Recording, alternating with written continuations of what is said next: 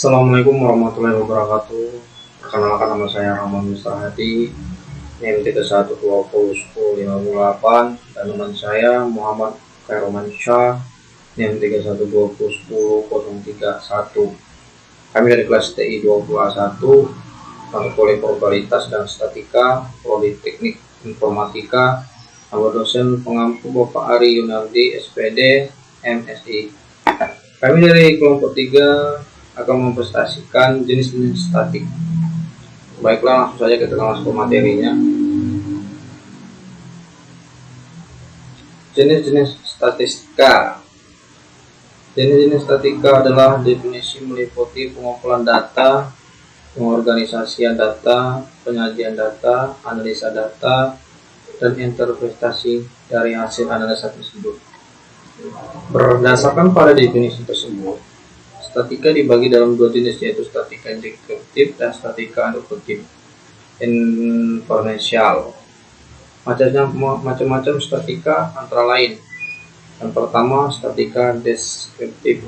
Statika deskriptif adalah statika yang digunakan untuk menganalisis data dengan cara mendeskripsikan atau menggambarkan data yang telah dikumpul sebagaimana adanya tanpa termasuk membuat kesimpulan yang berlaku untuk umum atau generalisasi. Penelitian yang dilakukan pada populasi tanpa diambil kesimpulannya jelas akan menggunakan statik deskriptif dalam analisisnya.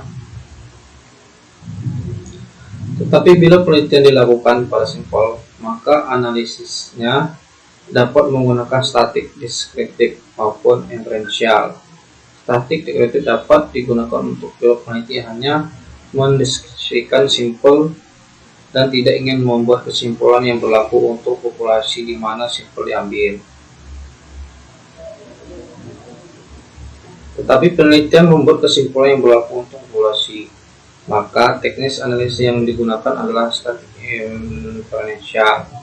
Yang termasuk dalam statik deskriptif antara lain adalah penyajian data melalui tabel, grafik, diagram, lingkaran, vektogram, perhitungan modus, median, main, pengukuran tendensi, sentral, perhitungan desain,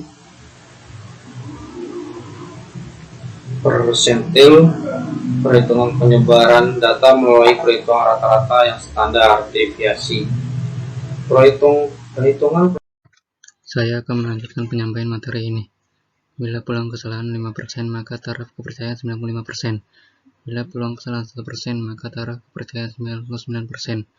Peluang kesalahan dan kepercayaan ini disebut dengan taraf signifikasi. Penguji taraf signifikasi dari hasil suatu analisis akan lebih praktis bila didasarkan pada tabel T. Uji F digunakan tabel F. Pada setiap tabel sudah disediakan untuk taraf signifikasi berapa persen suatu hasil analisis dapat digeneralisasikan. Dapat diberikan contoh misalnya dari hasil analisis korelasi ditemukan koefisien korelasi 0,54 dan untuk signifikasi untuk 5%. Hal itu berarti hubungan variabel sebesar 0,54 itu dapat berlaku pada 95 dari 100 sampel yang diambil dari suatu populasi. Contoh lain misalnya dalam analisis uji beda ditemukan signifikasi untuk 1%.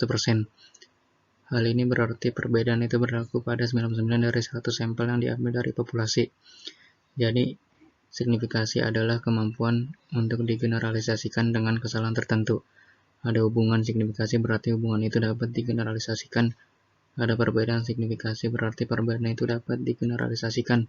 Di dalam statistika inferensial terdapat dua statistika, yaitu 1. Statistika parametrik. Statistika parametrik adalah bagian statistika yang parameter populasinya harus memenuhi syarat-syarat tertentu seperti syarat data berkala, interval atau rasio. Syarat pengambilan sampel harus random, berdistribusi normal atau normalitas, dan syarat memiliki varian yang homogen atau homogenitas, model regresi linear, dan sebagainya. Dalam statistika parametrik, indikator yang dianalisis adalah parameter-parameter dari ukuran objek yang bersangkutan.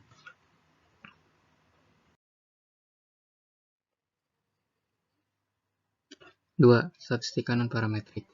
Statistika non-parametrik adalah bagian statistika yang parameter populasinya bebas dari keharusan terpenuhinya syarat-syarat data berskala interval atau rasio syarat pengambilan data secara random, berdistribusi normal atau normalitas, dan syarat memiliki varian yang homogen atau homogenitas, model regresi linear, dan lain-lain.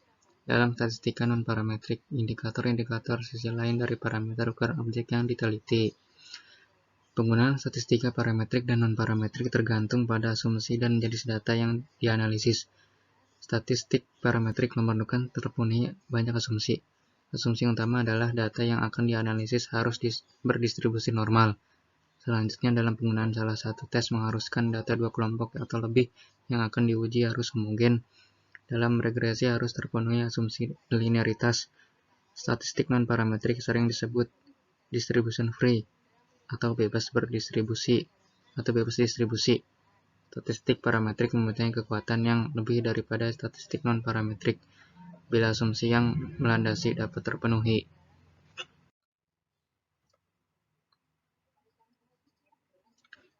Sekian dari kami kelompok 3.